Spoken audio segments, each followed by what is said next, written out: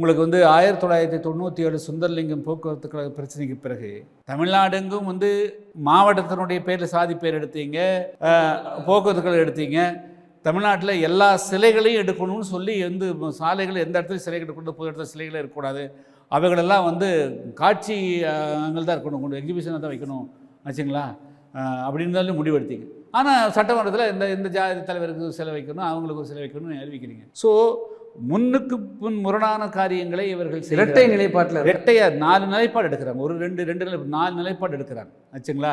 சிலைகளே கூடாதுங்கிறது தான் வந்து 1997-8களில் வந்து அனைத்து கட்சி கூட்டத்தில் எடுக்கப்பட்ட முடிவு. இந்த போக்குவரத்து கழக பிரச்சனை வந்த போது அனைத்து கட்சி கூட்டம் கூட்டப்பட்டது 99 சட்டப்பேரவை. ஆமாம் ஆச்சுங்களா. அப்போ வந்து எடுக்கப்பட்ட முடிவு இனிமேல் சிலைகளை எல்லாம் அகற்றி அருங்காட்சியகத்தில் தான் வைக்கணும் தான் முடிவு, சாதி பேரல் நீக்கணுங்கிறது தான் முடிவு. ஆனால் இதை எதுவும் செய்யலையே. இப்போ வந்து சட்டமன்றத்தில் இருக்கிறது வந்து அப்போ வந்து ஓட்டு தான் முக்கியமாக இருக்குது.